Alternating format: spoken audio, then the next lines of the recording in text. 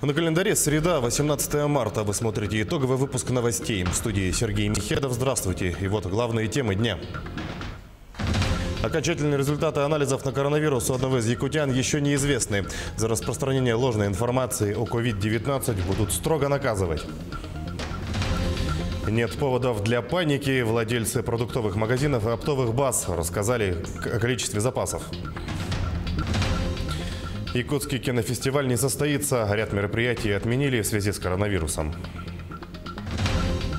Обычное утро в одной из столичных многоэтажек обернулось кошмаром. Взорвался бытовой газ. Есть пострадавшие.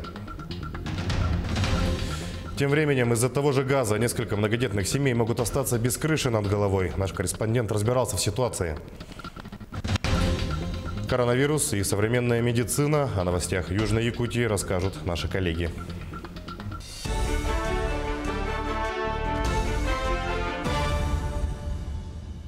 К этому часу окончательные результаты анализов на коронавирус у одного из якутян еще неизвестны.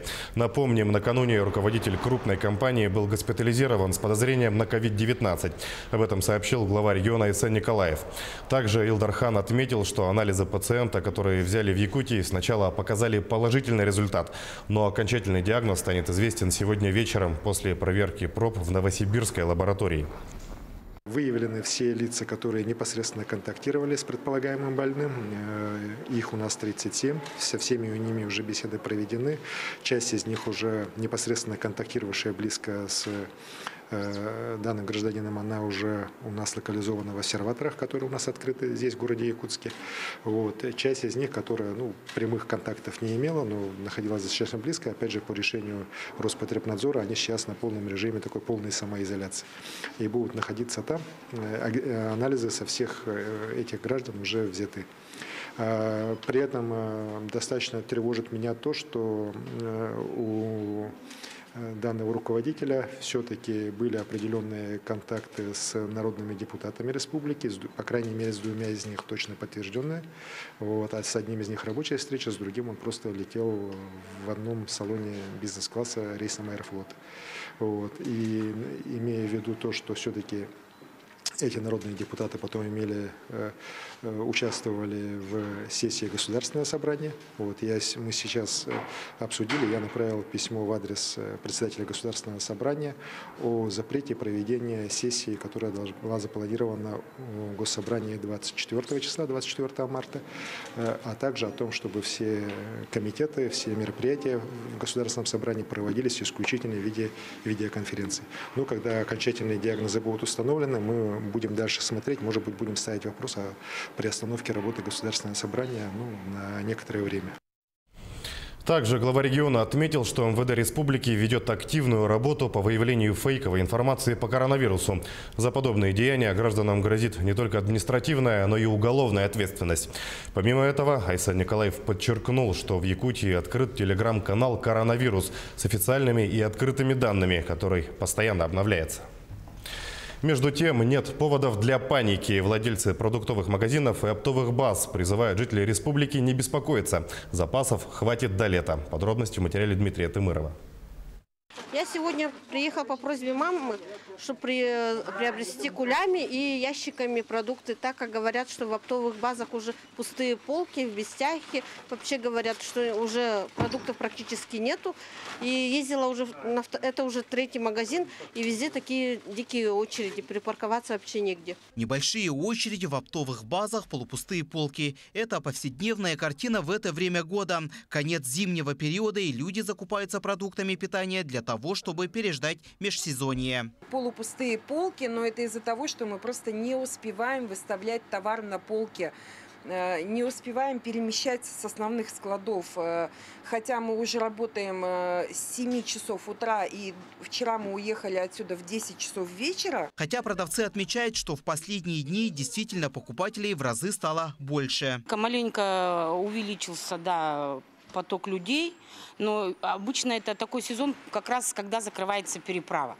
То есть закрытие переправы мы на 2 месяца будем оторваны от всего мира, всегда в этот период идет поток большой людей. Я бы не сказала, что это из-за коронавируса. И действительно, паниковать здесь не стоит. Сейчас многие оптовики пытаются разгрузить свои склады для принятия новых продуктов питания. Вот сейчас склад полупустой, но это запланированное, потому как который товар придет, вагон, его надо куда-то выгружать. И в это время, на этот период мы всегда планируем, чтобы распродать товар для того, чтобы загрузить побольше товара. То есть буквально через 2 недели этот склад будет забит полностью. В городских же супермаркетах и продуктовых магазинах прилавки забиты продуктами. Пустых и полупустых нету. У нас магазин большой, супермаркет, и у нас очень много товаров, 10 тысяч наименований товара. Берут все, что надо. Проводим акции. Когда акции проводятся, то берут. Нет паники. Однозначно могу сказать, паники среди населения нет. Не паникуем и не будем паниковать. Об этом также говорят и сами жители и гости столицы. Паники нет. Я заехал, просто дома кончаются продукты. Заехал из-за этого взять продукты. И все. Не надо вот сюда этот негатив. Поэтому никогда даже в мыслях хожу, как хожу, работаю, как работаю, живем, как живем. Дома тоже так же. Ажиотажа такого нету, паники у нас. Как обычно. Добрый день, я никакой паники не вижу, все в обычном режиме. В части обеспеченности продуктами первой необходимости, в том числе продовольственными продуктами и непродовольственными продуктами, у нас в республике ситуация стабильная. На складах и полках магазинов обеспеченность имеется, запасы по нашим подсчетам обеспечены до 2-месячного срока. Также продуктами обеспечены отдаленные северные и арктические районы Якутии. Как отметил замминистра, на сегодня плановый завоз необходимых продуктов составил 98%. Осталось лишь завезти 2%. Это около 160 тонн, которые будут завезены уже в ближайшие дни. Дмитрий Тымыров, Семен Семенов, Якутск. Также в Якутии среди мер противодействия распространению коронавируса создан единый номер для обращения граждан 8 800 100 ровно 1403. Тем, кто посещал территории, где был зафиксирован коронавирус, необходимо сообщать о своем возвращении, месте и датах пребывания за границей. А при появлении первых симптомов незамедлительно обращаться за медпомощью на дому, без посещения поликлиник. Особенно это касается прибывших из Китая, Кореи, Италии, Ирана, Франции, Германии, Испании, а также других государств с неблагополучной ситуацией. Этим лицам нельзя посещать работу, учебу, минимизировать посещение общественных мест. Работодатели обязаны в этих случаях предоставлять больничный лист. Заработная плата будет выплачена полностью. Единый номер для обращения граждан сейчас на ваших экранах. А из-за возникшего дефицита медицинских масок в аптеках города столичное ателье «Силуэт» начало пошив многоразовых масок. Предприятие планирует за день выпускать по 1000 штук. Отмечу, цена на них немного выше, чем на одноразовые медицинские. Маска состоит из 4 слоев ткани, а бязь с ситцевой прокладкой будет многоразовой. Изделие рассчитано на неоднократную стирку и тщательное проглаживание. Помимо этого, еще 13 предпринимателей в столице республики готовы приступить к изготовлению подобных изделий. Но могу сказать, что если считать по работе, работа, конечно, она трудоемкая. Если считают люди, которые носят маски, что они одноразовые, это очень просто, ничего подобного. Чтобы нарезать мозоль, вот одеваем перчатки. И, естественно, потом процесс уже будет быстрее идти, когда строчить их. И потом опять процесс замедлится, когда мы будем опять стачивать, то есть утюжить и вставлять резиночки. Процесс трудоемкий. Очень оперативно все разработали. Поэтому у нас очень много заказов. Люди идут, звонят, спрашивают, просят, заключают договора. На сегодня у нас и договора уже есть заключенные. И вчера было предложение на 30 тысяч. Сегодня к нам пришла организация 10 тысяч. Я, конечно, мы не можем так сказать, что да, им, конечно, всем надо быстро. Но так быстро не получится, как люди хотят. Мы готовы в пределах, 1000, не больше в день отшивать. Что касается билетов на самолет, то авиакомпания «Якутия» подготовила приказ о компенсации затрат при их возврате. Перевозчик возвращает деньги за билеты с датами вылета с 18 марта по 10 апреля. Тем же способом, каким они были куплены – в кассе или в интернете. Это касается и агентств. При возврате никаких сборов и штрафов не предусмотрено. О принятых мерах и ситуации с распространением COVID-19 в столице России готов рассказать наш собственный корреспондент в Москве Максим Кардозу. Максим, приветствуем. Какие новости об опасной инфекции в Белокаменной? Приветствую, Сергей. Наверное, нужно начать с того, что вчера в соцсетях начала распространяться очень быстрая информация о том, что Москву городские власти собираются закрыть на карантин, то есть будет запрещен въезд и выезд из города. Конечно же, это взбудоражило людей. Москвичи бросились в магазины скупать какую-то продукцию свою, вывозить семьи за город, на даче. Также в аптеках, конечно же, до сих пор нет ни масок, ни средств дезинфекции. Это большой сейчас дефицит. Но мэрия быстро отреагировала. Власти городские сказали о том, что все это неправда, о том, что город закрывают на карантин. Это дезинформация, и люди немножечко успокоились. Конечно же, сейчас в Москве такое непонятное немножко состояние. Население не знает, что будет происходить дальше. Работодатели все чаще отпускают своих сотрудников домой, работать удаленно, если такая есть возможность. Вот в нашем якутском постпредстве здесь, в столице, поступили точно так же. Давайте послушаем, что говорит постпред.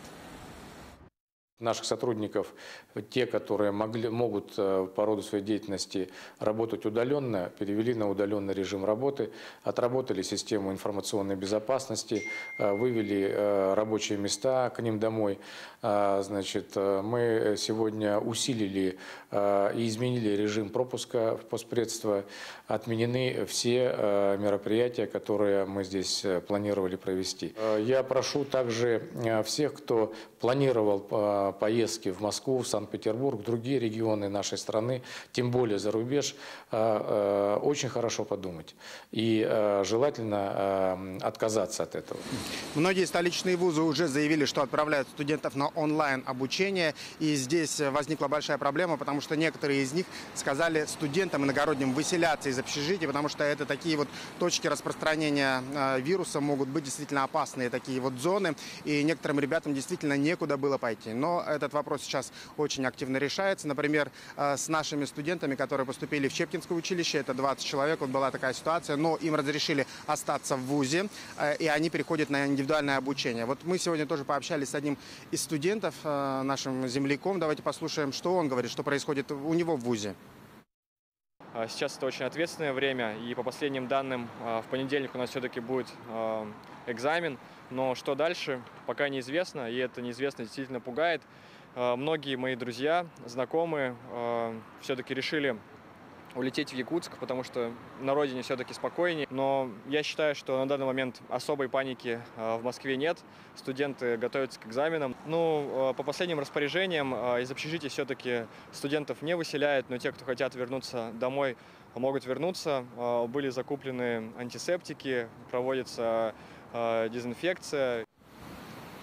Если есть возможность, студенты, конечно, улетают обратно в Якутию, потому что некоторые вузы говорят, что эти вынужденные каникулы могут продлиться и целый месяц, и можно заниматься из дома и не терять время. И вообще всем советуют, конечно, не приезжать в столицу, если нет какой-то сильной в этом нужды и надобности. Вот мы сегодня также поговорили с хостельерами, которые работают здесь, в Москве, и работают с якутскими клиентами. Они сказали, что турпоток упал примерно в 2 раза. Ну и в конце, наверное, на позитивной ноте хочу закончить. Вот сегодня стало известно, что из больницы в Коммунарке, где находятся как раз люди, у которых есть подозрение на коронавирус, оттуда выписали 106 человек. Они полностью здоровы.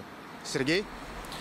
Максим, спасибо. Максим Кардозов в прямом эфире рассказал о ситуации с коронавирусом и нашими земляками в Москве.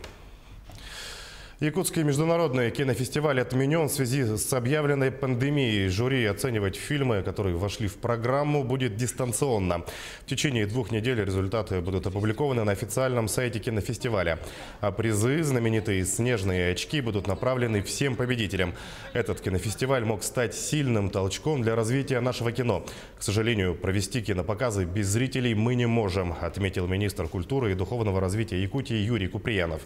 Возврат билетов приобретен приобретенных онлайн, осуществляется в том же режиме. Деньги за билеты, приобретенные в кассе, за наличный расчет возвращают в той же кассе. Да, мы много ожидали от этого кинофестиваля. Мы хотели, чтобы не менее 10 тысяч было зрителей, чтобы все фестивальные фильмы документального ранга, игрового ранга, они получили от основного конкурса получили заслуженную оценку и зрителей, и жюри. Но сегодня ситуация такая, что в связи с развитием коронавирусной инфекции на территории нашей республики, Российской Федерации, главой республики принято решение. Мы сегодня уже получили приказ нашего вертикального руководства Министерства культуры Российской Федерации о прекращении всех наших мероприятий, учреждения культуры, музеях, библиотеках, ну уже как бы не говоря даже о больших фестивальных мероприятиях. Также временно закроют для посетителей зоопарк Орто-Дайду в Хангаласском районе. Внутренняя работа зоопарка не прекращается. Новости из жизни питомцев будут размещаться на сайте и странице в Инстаграм, говорится в сообщении. Сейчас небольшой рекламный блок, и смотрите далее в нашей программе. Обычное утро в одной из столичных многоэтажек обернулось кошмаром. Взорвался бытовой газ. Есть пострадавшие. Тем временем из-за того же газа несколько многодетных семей могут остаться без крыши над головой. Наш корреспондент разбирался в проблеме. Коронавирус и наши нерюнгринские коллеги расскажут о новостях Южной Якутии.